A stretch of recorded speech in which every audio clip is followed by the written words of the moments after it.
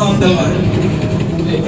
এই জন্য আল্লাহ তাআলা বলেছেন ওয়াসাবিহু ইলা মাগফিরাহ, তোমরা তোমার দিকে আল্লাহ তাআলার মহাদিকে মুখে করে এগিয়ে যাও। তো আল্লাহ তাআলার কাছে যারা প্রতিযোগিতা করে এগিয়ে যায় এবং যারা আমল নামা শুভ্রাইতে করেছে তারাই হলো সবচাইতে সফল। তো কুরআন কারীম আল্লাহ তাআলা বলেছেন ইন্না আকরামাকুম ইনদাল্লাহি আতকাকুম, আল্লাহ তাআলার কাছে সবচাইতে সম্মানিত হয় তোমাদের মতো ওই ব্যক্তি তোমাদের মতো যে বেশি মুত্তাকি হয়েছে। এই জন্য আমরা শুধুমাত্র কোরআনকে উন্নত করলে হবে না, বরং আমাদের আমলের প্রতি উন্নত করতে হবে। তো যে কোরআনকে উন্নত করেছে সে 50 সম্পদ অর্জন করেছে, যে ব্যক্তি আমলের দিক দিয়ে উন্নত করেছে সে পরিপূর্ণ সফলতা অর্জন করেছে। এই জন্য আমরা কোরআনের পাশাপাশি আমাদের আমলও উন্নত হতে হবে, তাহলে আমরা পরিপূর্ণ সফলতায় পৌঁছতে পারব। রাসূল করিম সাল্লাল্লাহু আলাইহি ওয়াসাল্লাম বলেছেন খায়রুকুম মান তাআল্লামাল কুরআন ওয়া আল্লামা, তোমাদের মধ্যে সবচেয়ে উত্তম হলো ওই ব্যক্তি যে কুরআন শিক্ষা করে এবং শিক্ষা দেয়। তো আমরা এখানে দুই শ্রেণীর লোকে আমরা উপস্থিত, যারা ইলমি শিক্ষা দেয় এবং ইলমি শিক্ষা করে।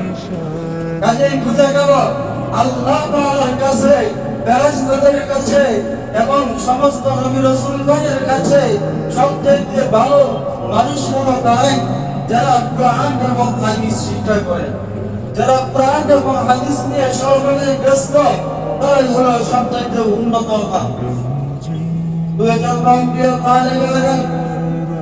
আমরা আমাদের লেখাপড়ার পাশাপাশি আমাদের আমল যদি সবচেয়ে উন্নত স্তরে পৌঁছে সেই দিক দিয়ে আমাদের লক্ষ্য করতে হবে। ব্যবসায়িক যেরকম ভাবে টাকা পয়সার প্রতি উন্নত করে এবং ব্যবসার প্রতি মনোযোগী দিলে, ব্যবসার প্রতি যদি মনোযোগী না দেয় তাহলে সে কখনো উন্নত স্তরে পৌঁছতে পারে না। ঠিক এরকম ভাবে আমরাও যদি পড়ালেখার প্রতি মনোযোগ না দেই আমাদের পড়ালেখা কখনো উন্নত হবে না। শুধু বলি যে আমার রেজাল্ট ভালো হয়েছে না, তো আফসোস করলে হবে না, বরং আমাদের চেষ্টা করতে হবে, চেষ্টা চালিয়ে যেতে হবে। চেষ্টা যদি আমরা চালিয়ে যাই তাহলে একদিন না একদিন আমরা সফল হতে পারবো। তো বড়ই আফসোস লাগে অনেক ছাত্র এরকম আছে যে পিতা মাতার কাছে দেখিয়ে সে মাদ্রাসায় আসছে কিন্তু মাদ্রাসায় আসিয়া পড়ালেখা করতেছে না, বরং তার উচিত ছিল যে মাদ্রাসায় আসিয়া একমাত্র আল্লাহ তাআলার সন্তুষ্টির জন্য এবং পিতা মাতার উদ্দেশ্য পূর্ণ করার জন্য মাদ্রাসায় আসিয়া লেখাপড়া করা।